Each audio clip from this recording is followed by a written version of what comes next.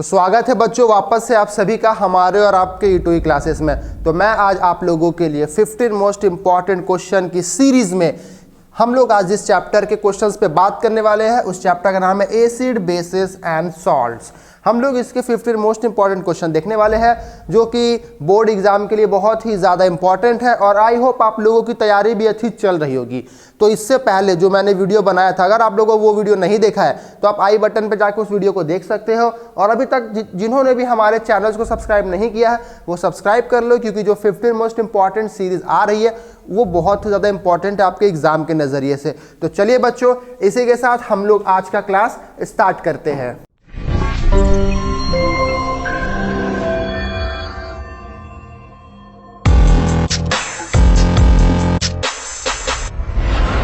पहला number question क्या बोल रहा है? Milkiness of lime water disappear when excess CO2 passes due to the formation of. देखो अब यहाँ पे क्या है ना, बहुत सारे बच्चे ये करेंगे ना कि यहाँ पे कैल्शियम कार्बोनेट को टिक करके आ जाएंगे, जबकि वो आंसर गलत हो जाएगा। क्यों गलत होगा? बस और सिर्फ इसके वजह से एक्सेस CO2। ठीक है, तो जब भी लाइम वाटर में, ठीक है, आप एक्सेस CO2 को पास करवाते हो ना तो कार्बन कैल्शियम कार्बोनेट नहीं, कैल्शियम बाइकार्बोनेट आपका फॉर्म करता है। ठीक है, अगर आप नॉर्मल CO2 पास करवा रहे हो बिना एक्सेस अमाउंट के साथ तो आपका कैल्शियम कार्बोनेट फॉर्म करेगा, लेकिन आप एक्सेस अमाउंट के साथ जब पास करवाओगे CO2 को लाइम वाटर में तो अब क्या होगा, यहाँ पे कैल्शियम बाइकार्बोनेट फॉर्म करेगा। ये बात आप लोगों को याद होना चाहिए बच्चों। ठीक है, ये आप लोगों ने रिएक्शन देखा होगा जब CaOH, ये क्या है, लाइम वाटर है, और जब हम लोग इसको एक्सेस CO2 के साथ पास करवाते हैं ना, अच्छा अगर हम नॉर्मल इसको CO2 से पास करवा रहे हैं, ठीक है, तो ये अपने को क्या देगा, CO3 प्लस H2O, है ना, ये दरअसल हम लोग का फॉर्म करेगा। तो यहाँ पे क्या हुआ ना, ये CO2 नॉर्मल अमाउंट में है, ज्यादा एक्सेस अमाउंट में नहीं है, तो यहाँ पे हम लोग का कैल्शियम कार्बोनेट फॉर्म किया है। ठीक है, लेकिन जब आप एक्सेस अमाउंट में फिर से आप एक्सेस अमाउंट में CO2 अगर आप वापस से ऐड कर देते हो, ठीक है, तब यहाँ पे आपको क्या देखने को मिलेगा कि कैल्शियम बाइकार्बोनेट आपका फॉर्म होते हुए दिखेगा बच्चों। ठीक है, तो यहाँ पे यही पूछा जा रहा था कि जब एक्सेस अमाउंट में हम लोग ऐड करेंगे तो क्या फॉर्म करेगा, कैल्शियम बाइकार्बोनेट फॉर्म करेगा। ठीक है, क्लियर है ये क्वेश्चन? चलिए सेकंड क्वेश्चन क्या बोल रहा है, rain is called acid rain when. जो बारिश है, जो रेन है, वो एसिड रेन कहलाता है कब? जब उसका pH 7 से कम होता है। तो देखो 7 से कम तो पूरा एसिड वाला चीज है ना, पूरा एसिड है, लेकिन वो भी बटा हुआ वीक एसिड और स्ट्रॉन्ग एसिड में। क्या 6 से कम होगा, क्या 5.6 से कम होगा, या फिर 7 से ज्यादा होगा? तो इसका ऑप्शन आप सभी को पता होगा कि ना 7 होगा ना 6 होगा, ऑप्शन क्या होगा, 5.6। ठीक है, जब 5.6 से कम होता है तब हम लोग उसको क्या बोलेंगे, एसिड रेन। उस रेन को क्या बोलेंगे, एसिड रेन बच्चों। ठीक है, चलिए नेक्स्ट क्वेश्चन करते हैं। क्या बोल रहा है, what is formed when zinc react with sodium hydroxide.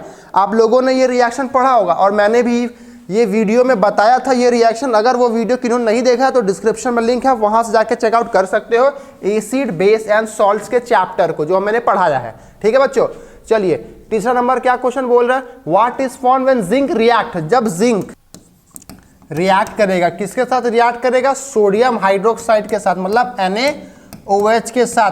तो याद रखना जब भी मेटल रिएक्ट करता है बेस के साथ, ठीक है, और जैसे ज्यादा मेटल रिएक्ट नहीं करते बेस के साथ, कुछ ही मेटल रिएक्ट कर पाते बेस के साथ। ठीक है, तो जब मेटल रिएक्ट करते बेस का तो यहाँ पे क्या बनाएगा, देखो मेटल तो हटाओ ना, यहाँ पे Zn है, तो जब Zn NaOH के साथ रिएक्ट करता है ना तो ये क्या बनाएगा, Na2ZnO2, और साथ में क्या रिलीज करेगा, हाइड्रोजन गैस। तो यहाँ पे ये जो बना है वो क्या है, वो है सोडियम जिंकेट। ठीक है, वो क्या है बच्चों, सोडियम जिंकेट। तो क्या ऑप्शन में है, क्या sodium zincate and hydrogen gas, मतलब बी नंबर क्या हो गया, इसका सही जवाब हो गया बच्चों। बोलो क्लियर है, आगे बढ़ा जाए, क्लियर ये क्वेश्चन? चलिए तो अब हम लोग देखते हैं नेक्स्ट क्वेश्चन क्या बोल रहा है, ए gas X react with lime water and form a compound Y which is used as a bleaching agent in the chemical industry. Identify X and Y give the chemical equation of the reaction involve. क्या बोल रहा है कि एक gas x है, ठीक है, जो लाइम वाटर के साथ रिएक्ट करता है तो वाई कंपाउंड फॉर्म करता है, और जो वाई कंपाउंड है वो हम लोग ब्लीचिंग एजेंट की तरह यूज करते हैं केमिकल इंडस्ट्री में। तो आपको बताना है कि एक्स क्या है और वाई क्या है। तो आपको पता होगा, सीधा सा बात है कि ब्लीचिंग पाउडर है ना, ब्लीचिंग एजेंट आप लोगों ने पढ़ा होगा, ब्लीचिंग पाउडर, वॉशिंग पाउडर, ठीक है, निरमा नहीं ठीक है। तो ब्लीचिंग पाउडर और वॉशिंग पाउडर आप लोगों ने पढ़ा होगा, ठीक है। तो अब यहाँ पे ब्लीचिंग पाउडर में आप लोगों ने फॉर्मूला देखा होगा ना कुछ इस तरह से,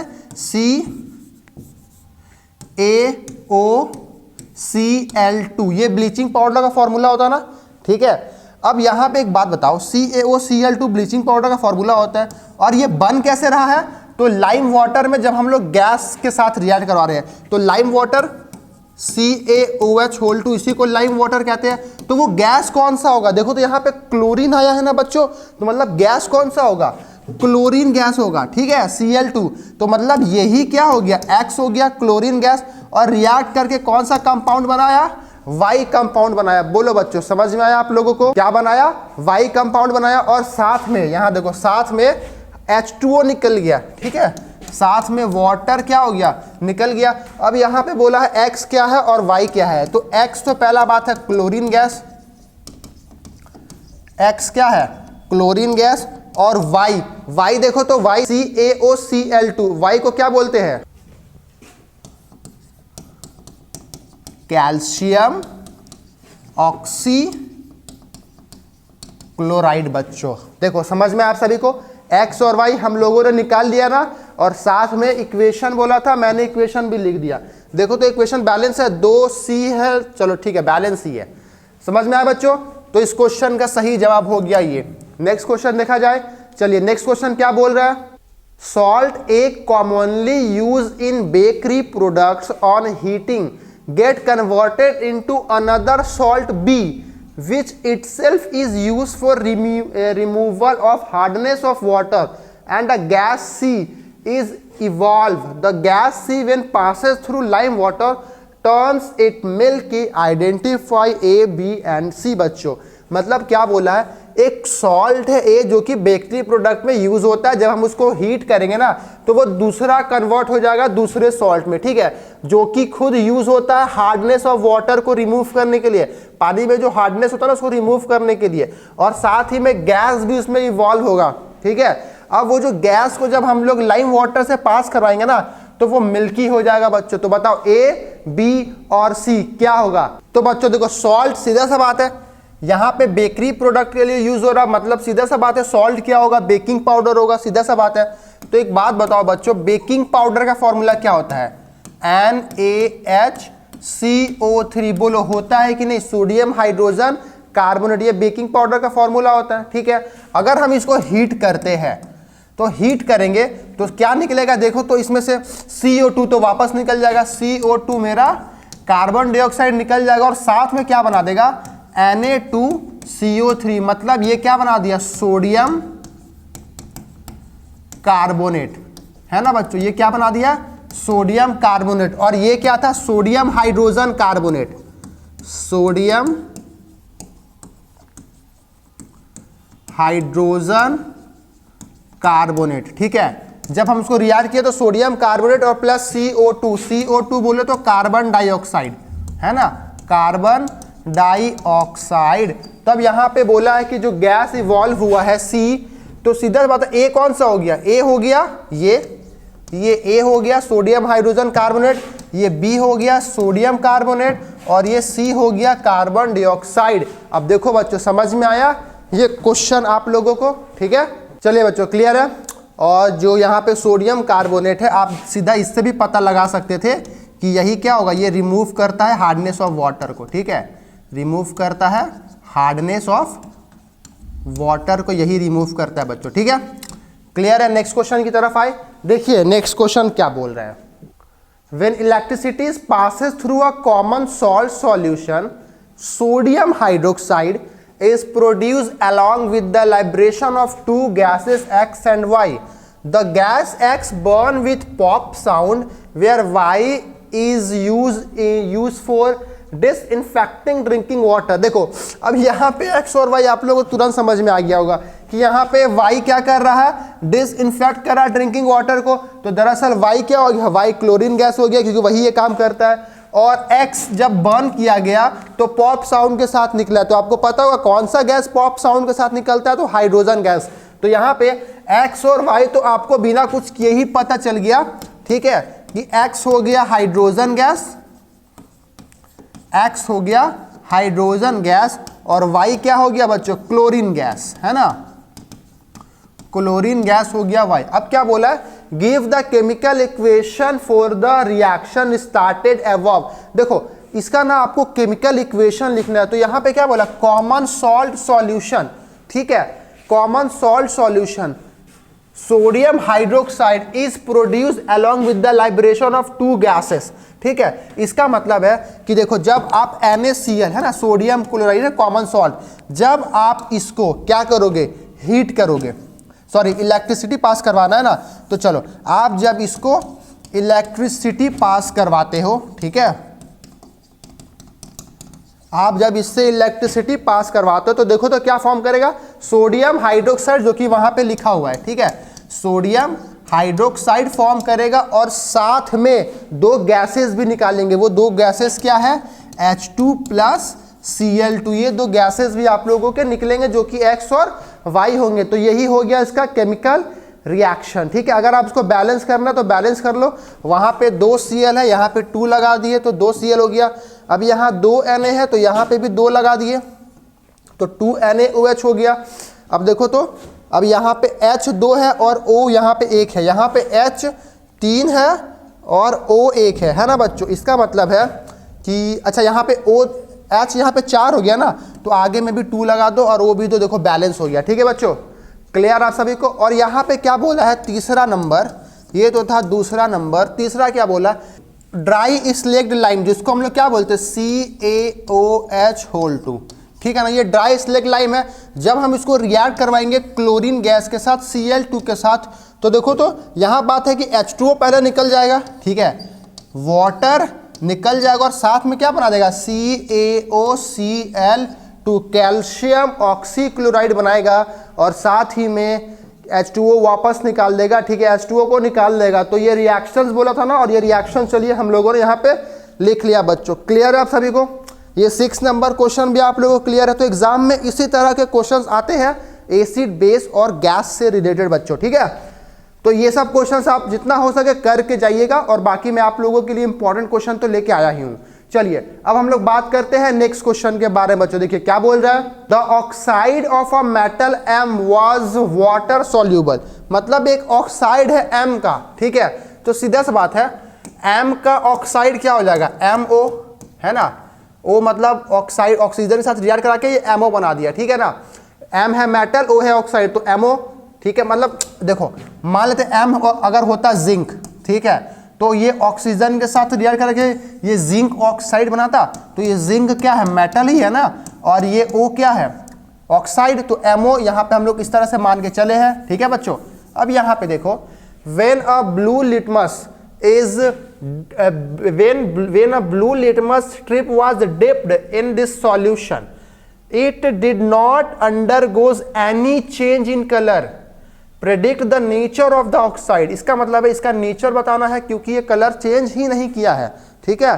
तो मैं यहाँ पे आप लोगों को एक चीज बताना चाहता हूँ। फिलहाल आप इसको ये देखो कि जब ये रिएक्शन में भाग लेता है, ठीक है, तो ऑक्साइड यहाँ पे जो ये क्या है, मेटल ऑक्साइड है, ठीक है, ये क्या है, मेटल ऑक्साइड है। तो अब मेटल ऑक्साइड में अगर आप वाटर मिला देते हो तो मेटल हाइड्रोक्साइड बन जाएगा, मतलब MOH2, ठीक है, ये बन जाएगा, मेटल ऑक्साइड बन जाएगा। ये क्या है, मेटल हाइड्रोक्साइड, ठीक है। अब आपको एक बात पता होना चाहिए बच्चों, मेटल ऑक्साइड जो होता है, ठीक है, वो क्या होता है, बेसिक इन नेचर होता है, ठीक है। अगर आप उसमें पानी मिलाओगे तो वो क्या रहेगा, वो बेस ही रहेगा ना। तो ये जो मेटल हाइड्रोक्साइड होता है ना बच्चों, ये भी क्या होता है, ये भी क्या होता है, ये भी बेसिक होता है नेचर में, ठीक है। ये भी क्या होता है, बेसिक इन नेचर होता है। तो सीधे सी बात है, यहां भी बेस है, यहां भी बेस है, दोनों बेस है, तो लिटमस पेपर में कलर के चेंजेस तो होंगे ही नहीं, ठीक है। और जब कलर का चेंजेस नहीं होगा तो सीधा सा बात है, दोनों जो सॉल्यूशन कहलाएंगे वो क्या कहलाएंगे, बेस कहलाएंगे। इसका मतलब है कि यहाँ पे जो ऑक्साइड का नेचर बताने बोला था वो भी क्या हो गया, बेसिक इन नेचर हो गया। बच्चों बोलो समझ में आया, वो भी क्या हो गया, बेसिक इन नेचर। चलिए अब देखते हैं नेक्स्ट क्वेश्चन क्या बोल रहा है। With the help of an example, explain what happen when a base react with non-metal oxide। मतलब यहाँ पे क्या बोला है कि जब बेस रिएक्ट करेगा नॉन मेटल ऑक्साइड के साथ तो क्या होगा बच्चों, ठीक है। यहाँ देखो सीधा सा बात है कि जब बेस है, ठीक है, वो रिएक्ट कर रहा है किसके साथ, नॉन मेटेलिक ऑक्साइड के साथ, ठीक है, नॉन मेटेलिक ऑक्साइड के साथ जब ये रिएक्ट कर रहा है तो आपको एक बात पता होना चाहिए कि जो नॉन मेटेलिक ऑक्साइड होता है ना वो क्या होता है, एसिडिक इन नेचर होता है, ठीक है, एसिडिक इन नेचर, मतलब वो एसिड होता है, ठीक है। तो जब बेस और एसिड का रिएक्शन होता है तो हमेशा क्या फॉर्म करता है, सॉल्ट प्लस H2O फॉर्म करता है, और इस रिएक्शन को हम लोग न्यूट्रलाइजेशन रिएक्शन भी बोलते हैं। तब यहाँ पे क्या बोला है कि चलो कि इसको एग्जाम्पल के थ्रू समझ, तो बेस जैसे हम मान लेते हैं ना CaOH2, मतलब कैल्शियम हाइड्रोक्साइड, ये एक बेस है। जब ये रिएक्ट करेगा कैल्शियम हाइड्रोक्साइड CO2 के साथ, जो कि क्या है, मेटेलिक नॉन मेटेलिक ऑक्साइड है, कार्बन नॉन मेटल है और ऑक्सीजन ऑक्साइड, ठीक है, नॉन मेटेलिक ऑक्साइड, तो क्या फॉर्म करेगा, सॉल्ट तो फॉर्म करेगा ही, लेकिन साथ में H2O रिलीज कर देगा, वाटर रिलीज कर देगा, ठीक है। तो जो सॉल्ट फॉर्म करेगा वो सॉल्ट कौन सा होगा बच्चों, देखो तो कैल्शियम कार्बोनेट होगा, CaCO3, ठीक है, कैल्शियम कार्बोनेट सॉल्ट फॉर्म करेगा। तो यहाँ पे सीधा सा बात है कि about the nature of the non metal oxide, तो नॉन मेटल ऑक्साइड का नेचर क्या हो गया, तो एसिडिक इन नेचर हो गया, ठीक है बच्चों। तो ये फाइनली ये रहा आप लोगों का इक्वेशन। अगर आपको इसको लैंग्वेज में जानना है तो यहाँ देखो, यहाँ पे मैंने लैंग्वेज भी लिख दिया, आप इस लैंग्वेज को पढ़ लो और समझ लो, सीधा सा बात है। चलिए क्लियर है, आगे बढ़ा जाए। अब देखते हैं हम लोग 9 नंबर क्वेश्चन क्या बोल रहा है, आइडेंटिफाई द कंपाउंड। यहाँ पे आपको कंपाउंड को आइडेंटिफाई करना है, ठीक है, ABC कौन सा कंपाउंड है। चलो यहाँ पे देखो कैसे आइडेंटिफाई किया जाए, समझो, ट्रिक समझो इस चीज का, ठीक है। चलिए बच्चों यहाँ देखो, एक कंपाउंड X है, जब वो Zn के साथ रिएक्ट कर रहा है तो A + H2 बना रहा है, A मतलब सॉल्ट बनाएगा, सीधा सा बात है, क्योंकि ये कंपाउंड है और ये मेटल है। और यहाँ पे X क्या होना चाहिए, जो H2 गैस बना रहा है, इसका मतलब है कि जब मेटल रिएक्ट करेगा, अब यहाँ पे क्या हो सकता है, एसिड भी हो सकता है और बेस भी हो सकता है, ठीक है। यहाँ पे एसिड भी हो सकता है, बेस भी हो सकता है, क्यों, क्योंकि जब एसिड मेटल के साथ रिएक्ट करता है तो same A + H2 gas release करता है, और जब बेस भी रहता है तो जब बेस भी मेटल के साथ रिएक्ट करता है तो H2 गैस रिलीज करता है। लेकिन अगर हम दूसरा को देखो तो यहाँ पे देखो, यहाँ पे एक HCl बैठा हुआ है, मतलब एसिड है। अब अगर यहाँ पे X अगर एसिड होता तो एसिड के साथ कभी रिएक्ट नहीं करता है, मतलब यहाँ पे जो X होगा वो एकदम बेस ही होगा, ठीक है। अब वो कौन सा बेस होगा, तो Zn से हम लोग को ये पता चला कि ये जो बेस होगा कि एसिड होगा।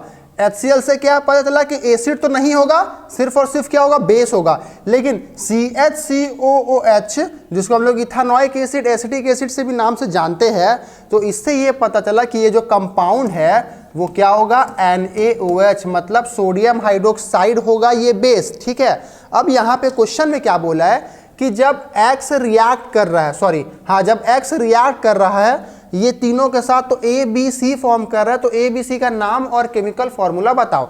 तो यहाँ पे देखो, ठीक है, जब NaOH है ना, सोडियम हाइड्रोक्साइड, जब रिएक्ट कर रहा है Zn के साथ, तो यहाँ पे क्या फॉर्म करेगा, देखो तो जब भी जिंक और बेस का रिएक्शन होगा ना तो हमेशा क्या फॉर्म करेगा, याद रखना, सोडियम जिंकेट फॉर्म करेगा, ठीक है, Na2ZnO2 फॉर्म करेगा और साथ में हाइड्रोजन गैस रिलीज करेगा। तो ये क्या हो गया, ये हो गया सोडियम जिंकेट, ठीक है बच्चों। अब अगर हम लोग बात करें कि जब वही NaOH रिएक्ट करेगा किसके साथ, HCl के साथ, ठीक है, तो एसिड बेस का यहाँ रिएक्शन हो रहा, तो जब भी एसिड बेस रिएक्ट करेगा तो सॉल्ट प्लस वाटर रिलीज करेगा। अब यहाँ पे जो सॉल्ट बना है वो क्या बना है, सोडियम क्लोराइड, वो क्या बना है, सोडियम क्लोराइड, ठीक है, बैलेंस कर लेना आप लोग। और तीसरा नंबर में क्या बोल रहा है कि जब NaOH रिएक्ट करेगा एसिटिक एसिड के साथ CH3COOH के साथ, तो आपको पता होना चाहिए कि ये क्या फॉर्म करेगा, ये सोडियम एसीटेट फॉर्म करेगा। ठीक है, सोडियम एसीटेट फॉर्म करेगा, मतलब इधर का हाइड्रोजन और इधर का Na क्या करेंगे, आपस में एक दूसरे को आयंस एक्सचेंज कर लेंगे। ठीक है, मतलब CH3COO का फॉर्मेशन होगा, जो कि C हो गया, और इसी को क्या बोलते हैं, सोडियम एसीटेट, और साथ में वाटर तो रिलीज करेगा ही। ठीक है, साथ में प्लस H2O ये रिलीज कर देगा। ठीक है बच्चों, क्लियर है। तो फाइनली हम लोग को बस केमिकल फॉर्मूला और नेम लिखने को बोला था, और हम लोगों ने केमिकल फॉर्मूला और नेम लिख लिया है। चलिए अब हम लोग बढ़ते हैं नेक्स्ट क्वेश्चन की ओर। क्या बोल रहा है, state the observation you would make on adding ammonium hydroxide to aqua solution of ferric sulphate. इसका मतलब है कि जब फेरिक सल्फेट, ठीक है, FeSO4, जब हम इसके साथ रिएक्ट करवाएंगे, किसके साथ, अमोनियम हाइड्रोक्साइड के साथ, मतलब NH4 हाइड्रोक्साइड है ना, OH, जब हम इसके साथ रिएक्ट करवाएंगे तो देखो तो क्या बनेगा, FeOH होल 2 फॉर्म करेगा। ठीक है, मतलब FeOH whole 2 ferrous hydroxide form करेगा, और साथ में क्या निकाल देगा, देखो तो साथ में NH4 होल 2 SO4 है ना, अमोनियम सल्फेट रिलीज कर देगा बच्चों। ठीक है, तो ये रिएक्शन हो गया, और ये जो बनाया ना, ये जो फेरिक ऑक्साइड है, ठीक है, ये दरअसल ग्रीन प्रेसिपिटेट है। ठीक है, ग्रीन प्रेसिपिटेट का फॉर्मेशन करेगा। ठीक है, दूसरा नंबर क्या बोल रहा है, अल्मोनियम क्लोराइड जब रिएक्ट करेगा अल्मोनियम हाइड्रोक्साइड के साथ, मतलब अल्मोनियम क्लोराइड AlCl3 है ना, जब ये रिएक्ट करेगा NH4OH के साथ, तब क्या रिएक्ट करेगा बच्चों, तो AlOH3 अल्मोनियम हाइड्रोक्साइड फॉर्म किया, और साथ ही में NH4Cl है ना, क्या अमोनियम क्लोराइड फॉर्म करेगा बच्चों। बैलेंस नहीं है, बैलेंस आप लोग कर लो, इतना तो आप लोग कर ही सकते हो। ठीक है, तो फाइनली इस क्वेश्चन का आंसर हो गया। क्लियर है आप सभी को। देखो, एक ग्रीन प्रेसिपिटेट फॉर्म किया, ठीक है, और नीचे वाला क्या फॉर्म करेगा, व्हाइट प्रेसिपिटेट। ये क्या हो गया, व्हाइट PPT फॉर्म किया बच्चों। देखो क्लियर है सभी को, आगे बढ़ा जाए। बैलेंस कर लिया आप लोगों ने, चलिए ठीक है, नेक्स्ट क्वेश्चन देखते हैं। For making cake baking powder is taken if your mother uses baking soda instead of baking powder in cake at home, how will it affect the taste of the cake and why. पहला क्वेश्चन। दूसरा नंबर में, how can baking soda be converted into baking powder, और तीसरा, what is the role of tartaric acid added to baking powder, sorry baking soda. तो चलिए, how will it affect the taste of cake बोला है कि जब हम लोग, if your mother uses baking soda instead of baking powder, baking powder के जगह अगर बेकिंग सोडा यूज करते तब क्या होगा।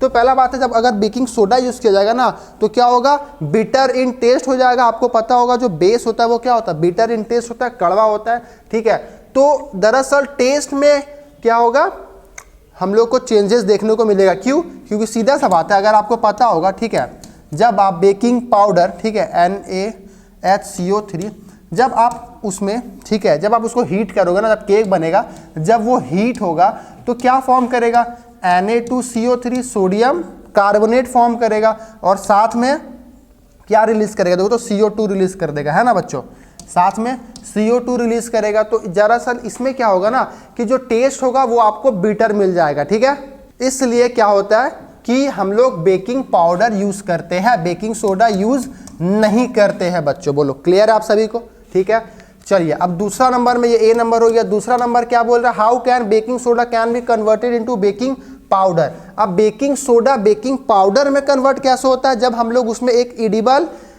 एसिड को मिला देते हैं, जब हम लोग उसमें एडिबल एसिड, वीक एसिड, ठीक है, एडिबल वीक एसिड को जब हम लोग इसमें मिला देते हैं, जो कि होता है टार्टेरिक एसिड। देखो यहाँ पे लिखा है टार्टेरिक एसिड। ठीक है, लीजिए ऑप्शन में ही आप लोगों को आंसर मिल गया।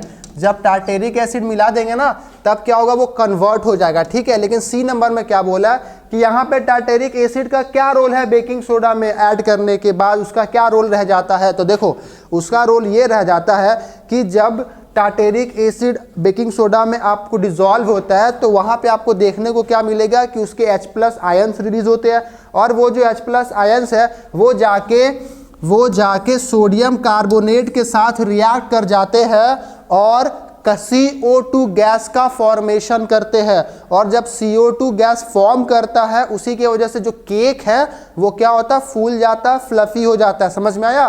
तो टार्टेरिक एसिड का रोल वहां पे यही है बच्चों। क्लियर है आप सभी को? ये बातें समझ में आ गई। चलिए नेक्स्ट क्वेश्चन देखते हैं क्या बोल रहा है। A metal carbonate X reacting with acid give a gas that gives the carbonate back when passes through a solution Y. On heating, on the other hand, a gas G obtained at the anode during electrolysis of brine is passes on dry Y. It gives a compound X used for disinfecting drinking water. Identify X, Y, G और Z. Wow, कितना लंबा question है बच्चों, है ना? तो कैसे बनेगा ये क्वेश्चन? देखो तो क्या बोला है, एक मेटल कार्बोनेट है X, ठीक है, जो एसिड के साथ रिएक्ट करवा रहा है। तो वो मेटल कार्बोनेट क्या होगा बताओ? कौन सा मेटल कार्बोनेट हो सकता है जो एसिड के साथ रिएक्ट करने के बाद वापस से अपने को कार्बोनेट ही दे देता है? तो सीधा सा बात है बच्चों, यहां पे एक मेटल कार्बोनेट है तो वो मेटल कार्बोनेट क्या होगा? CaCO3 हो गया, कैल्शियम कार्बोनेट हो गया, ठीक है। जब ये रिएक्ट करेगा HCl के साथ तो यहां पे क्या फॉर्म करेगा? देखो तो कैल्शियम क्लोराइड फॉर्म करेगा ना, CaCl2 फॉर्म करेगा, साथ में CO2 रिलीज करेगा और H2O निकाल देगा, ठीक है बच्चों। तो यहाँ पे क्या बोला है कि जो मेटल कार्बोनेट है X, तो यहाँ पे ये क्या हो गया? X हो गया, जो कि रिएक्ट किया एसिड के साथ और क्या निकाला? एक गैस निकाला है और वो गैस वापस से कार्बोनेट हम लोग को दे देगा जब वो Y सॉल्यूशन से पास होगा। इसका मतलब है, एक बात बताओ कि जब Cl2 क्लोरीन गैस, क्लोरीन क्यों, यहाँ पे कौन सा गैस निकला है? CO2 निकला है ना।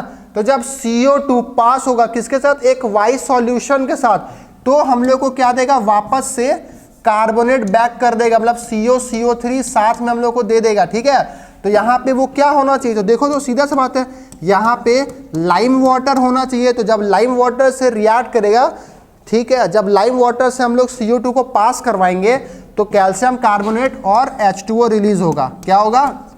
H2O रिलीज होगा। तो इसका मतलब है X हो गया ये और Y क्या हो गया? Y कौन सा सॉल्यूशन हो गया? कैल्शियम हाइड्रोक्साइड हो गया बच्चों, ठीक है, जिसको लाइम वाटर बोलते हैं। अब यहाँ पे क्या बोला है कि on the other hand A gas G obtained at the anode during electrolysis of brine is passes on dry Y.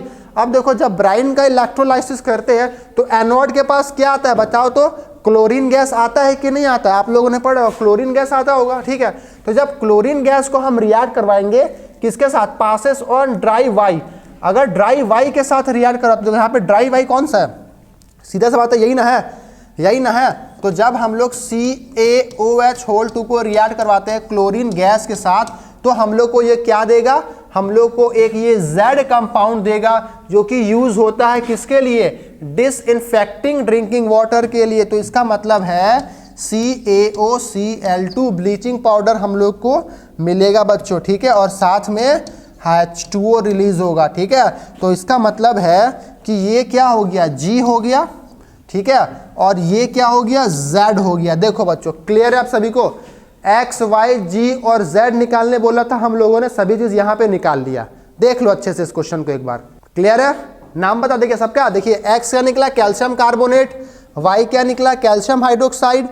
G क्या निकला? Chlorine gas. और Z क्या निकला? कैल्शियम ऑक्सीक्लोराइड, ठीक है।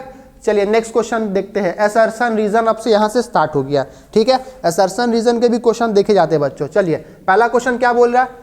30 नंबर क्वेश्चन की week acid have low electrical conductivity. Weak acid के पास लो electrical conductivity होता है। बात सही है, क्योंकि वीक एसिड अच्छे से H+ आयन डिसोसिएट नहीं कर पाते हैं। इसका मतलब है कि उससे इलेक्ट्रिसिटी का कंडक्टिविटी भी क्या होगा? लो हो जाएगा। तो ए तो सही है। अब क्या बोल रहा है? Strong acid and weak acid have equal concentration of H+ ions in their solution. गलत जवाब है। स्ट्रॉन्ग एसिड का H+ आयंस का कंसंट्रेशन ज्यादा होता है, in compare to weak acid. समझ में आया? इसका मतलब है कि ए सही है और आर गलत है। चलिए बच्चों, क्लियर है ये क्वेश्चन आप लोगों को? नेक्स्ट क्वेश्चन पे बात करते हैं। क्या बोल रहा है 40 नंबर क्वेश्चन कि असर्शन क्या है? A acid must be added to water with constant stirring. सही बात है, हम लोग क्या करते हैं, वाटर में ऐड करते एसिड, ताकि ये बहुत ही ज्यादा एक्सोथर्मिक रिएक्शन होता है। तो ये अगर हम लोग एसिड में वाटर ऐड करेंगे तो वो इतना ज्यादा एक्सोथर्मिक रिएक्शन, इतना ज्यादा हीट प्रोड्यूस होगा, हम लोग से कंट्रोल नहीं होगा और दुर्घटना घट सकता है। इसलिए हम लोग वाटर में एसिड मिलाते हैं, एक कांस्टेंट मिलाओ घुमाओ मिलाओ घुमाओ, नॉर्मल इस तरह से धीरे धीरे करके करते हैं। तो असर्शन सही है। दूसरा क्या बोला reason? Mixing of acid of lime water decreases the concentration of H+ ions per unit volume. ये भी सही है, ठीक है। कंसंट्रेशन क्या होता है? डिक्रीज होता है जब हम लोग क्या करते हैं, एसिड में वाटर को मिक्स करते हैं, ठीक है। तो इसका मतलब है ए और बी दोनों सही है, और जो करेक्ट एक्सप्लेनेशन है ये, इसका भी करेक्ट एक्सप्लेनेशन है बच्चों। मतलब ए क्या हो गया, इसका सही जवाब हो गया, ठीक है। नेक्स्ट देखते हैं क्या बोल रहा है। Acid HCl gas does not change their color, change the color of dry blue litmus paper। सही बात है, ड्राई ब्लू लिटमस पेपर अब HCl अगर रिएक्ट करेगा तो उसको डिसोसिएट होने के लिए वाटर चाहिए ना, पानी चाहिए, लिक्विड चाहिए, जिसकी वजह से वो H+ आयंस को रिलीज कर सके। यहाँ पे तो ड्राई लिटमस पेपर है, तो मतलब असर्शन सही है। रीजन का अगर बात करें तो HCl क्या होता है, डिसॉल्व हो जाता है water present wet litmus paper to form H+ ions. ये भी सही है, लेकिन असर्शन का ये अच्छा रीजन नहीं है। इसका मतलब है इसका आंसर बी तो हो जाएगा, लेकिन मैं आप लोगों को समझाता हूं, बातें दोनों सही है। वेट लिटमस पेपर में क्या करेगा, HCl डिसॉल्व हो जाएगा और H+ आयंस रिलीज कर देगा, ठीक है। लेकिन ड्राई लिटमस पेपर में नहीं कर पाएगा, लेकिन उसका रीजन क्या है, वो इसका रीजन नहीं है, ठीक है ना। उसका रीजन ये होना चाहिए कि ड्राई लिटमस पेपर में पहला बात देखो, HCl को डिसोसिएट करने के लिए आयंस जब वो रिलीज करेगा तो H+ आयंस वो ड्राई लिटमस पेपर में कैसे रिलीज कर देगा, उसके लिए लिक्विड चाहिए, वाटर चाहिए, जिसमें वो डिसोसिएट कर सके, ठीक है। और यहाँ पे देखिए वेट लिटमस पेपर है, तो वहाँ पे उसको H+ आयंस डिसोसिएट करने का मौका मिल जाएगा। इसलिए ये जो है दोनों बातें सही है, लेकिन करेक्ट एक्सप्लेनेशन नहीं है बच्चों। देखो क्लियर है, ये सारे क्वेश्चन आज के आप लोगों को क्लियर है। तो आज का ये 15 मोस्ट इंपॉर्टेंट क्वेश्चन हम लोग यही समाप्त करते हैं। मिलते हैं हम लोग नेक्स्ट वीडियो में, जहां पे हम लोग कुछ ऐसी 15 मोस्ट इंपॉर्टेंट क्वेश्चंस लेकर के आएंगे नेक्स्ट चैप्टर्स के। और भी सारा वीडियोस देखने के लिए डिस्क्रिप्शन पर लिंक है, आप वहां से जाकर सारे वीडियोस को चेकआउट कर सकते हो। तो फिर हम लोग मिलते हैं नेक्स्ट वीडियो में, नेक्स्ट क्लास में। तब तक के लिए टेक केयर, पढ़ते रहिए। एग्जाम आ रहे हैं और एग्जाम की तारीख बहुत नजदीक आ गई है, इसलिए नो मस्ती, सिर्फ और सिर्फ पढ़ाई बच्चों, ठीक है। चलिए मिलते हैं हम लोग नेक्स्ट वीडियो में।